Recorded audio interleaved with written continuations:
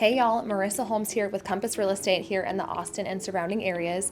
Today we are going to cover everything about buying new construction. So whether you are purchasing an inventory home, like a home that's already complete, or you want to build from the ground up, we're going to cover some of the top questions that I get as an agent here in the Austin area.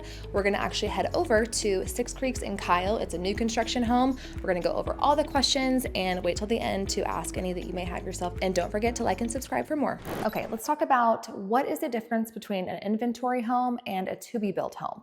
So with the builder, there's two different options, and really the biggest difference is when is the home going to be ready and how customizable is it. So for inventory homes, those homes are completely pre-planned.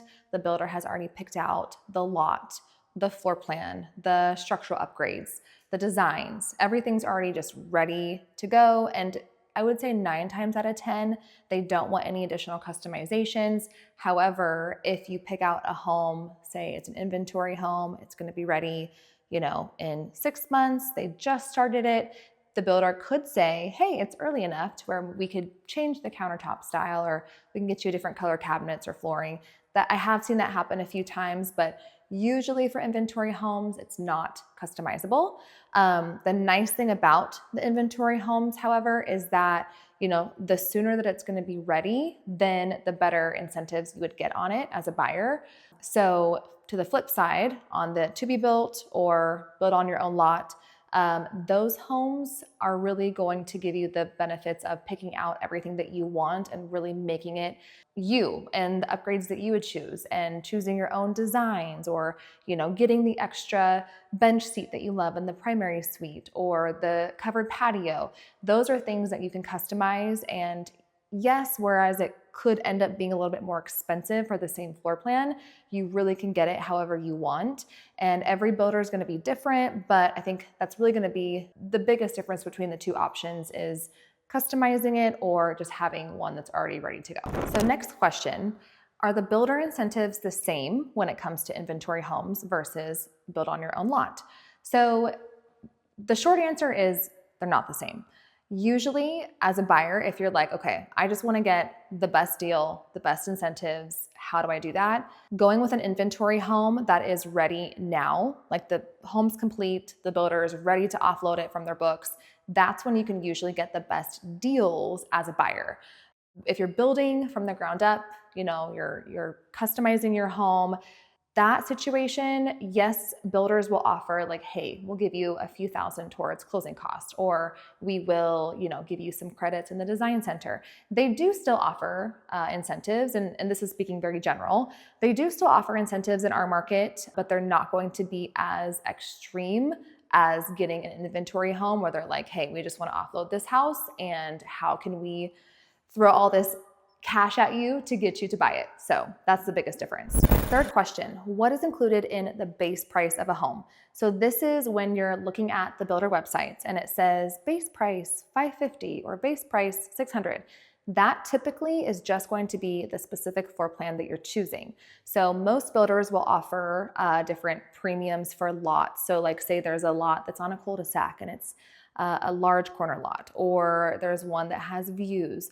Usually those lots are going to have higher lot premiums, and so that's going to be a separate cost on top of what the base price is. So usually when you're picking out your floor plans, it'll have different base prices, and then just know on top of that price, it's most common you're going to have a lot premium. There's going to be design upgrades, so choosing your counters, cabinets, floors, and there's also going to be structural upgrades. So that's going to be, a covered patio. That's going to be adding maybe like a third car garage, anything that's more structural. And that's typically the most expensive when it comes to upgrading. So all of those combined with the base price of the home, that's usually going to be the all-in cost when you're building. So next question, how long does it typically take to build a home when you're building from the ground up? So of course, it depends on the community, the builder, and how large the actual home is. So usually, I would say on average in our market in the Austin area, let's say 7 to 8 months, maybe like that 7-month mark. I had an experience a few months ago where I helped a family. They built a 4-bedroom, 2,500 square foot home, and the builder got it done in 5.5 months. And that was from breaking ground all the way to closing. And I mean, we got our inspections done throughout the whole process. We're like, everything's moving along great. And the builder's getting done what they need to get done, but why is it happening so fast? So they were just on top of it. They had their trades ready to go and they're moving and grooving. I had another experience recently where my clients built a 3,500 square foot home. So it was a little bit bigger, but the builder took 13 months to build this home because there was delays on some of their materials and the trades were running slow. I mean, it's just very different, but I always ask that question up front before going under contract to see, hey, with everything that's happening right now in the market with, supply and demand, how long is it taking right now to build homes for you guys? And getting that true estimate is really important, and knowing, okay, they're gonna say it's ready in May, but let's plan for like June or July, probably July. So just depends on the builder, but I would say on average in this market, it takes about 7 months. Next question, do I have to use the builder's preferred lender or can I use my own lender? I love this question, and honestly, my biggest thing, regardless if it's new construction, resale, comparing quotes and getting the best rate is always the goal. The thing with builders is that, yes, they typically tend to offer more incentives when it comes to, say, like closing cost incentives, or they're going to offer to buy the rate down or just take money off of the price. It's usually tied to using the builder's preferred lender. So for me, when I'm working with my clients as their agent, I'm like, look, let's get all of the incentives to see what they're offering. Let's get some quote comparisons with different lenders in our current market or our local market, and just compare and see what can they offer. Is that even close to what the builder can offer? And just see what makes the most sense. But overall, yes, I think it's worth comparing. And I have had it happen in the past. It's not as common, but I've had it happen in the past where the local lender actually could get a better deal than what the builder could. So it's always good to compare. The next question, can I use my own inspector? I absolutely tell my clients, you need to get your own inspection. I don't even like to make it an option. With builders, of course, they always have their own third-party inspectors, whether it's city inspectors or their own just general third-party inspections. Those are going to happen throughout the build process regardless, but I want to make sure my clients always have their own third party. There's no interest in the builder, nothing. It's just something to where you can get a separate set of eyes on the project. You can choose, a foundation inspection or like a pre-pour inspection. You can do a pre-drywall inspection, which I think is really important, because getting an inspector to go in and look at kind of like the guts of the home, like before drywall goes up, you can see where are the main gas lines, the water lines, where should we not hang pictures in the future. Just making sure everything is looking good before the walls go up. And the last inspection option is just like the final inspection, and that happens like right before closing.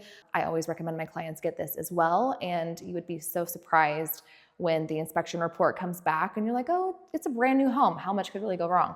I've seen reports up to like 80 pages. Like you just never know. And so of course, I'm always happy to share my experience with different builders, but to answer the question, you always want to get your own third-party inspection. And the last question is, in this market, when I'm buying new construction, should I even have a realtor? Absolutely, and not just saying that because I'm a realtor. But in this market, I would say for my business, most of my clients are new construction buyers. And the biggest thing, number one, is you don't have to pay for it as a buyer. Most cases, I would say 9 times out of 10, the builders in our market do pay for the broker fees. So aside from it not costing you anything, I think the biggest thing is understanding builder reputation. What does the process look like? Getting help and avoiding pitfalls when it comes to inspections throughout the process and getting to a successful closing. I have seen way too many issues in the past come up, and I'm truly at those moments thankful that my clients had an agent that was looking out for them. At the end of the day, the builder's rep, they rep the builder. And not to say they're bad. There's so many wonderful sales reps that I've worked with, but having your own representation that's going to have your back, help you avoid pitfalls throughout the process is huge. Thank you guys so much for watching. If you have any questions at all about what the build process looks like, please feel free to reach out, ask all the questions, whether you want to move in 1 month or 2 years. I would love to be a resource for you. I'm here in the Austin and surrounding areas, and until next time.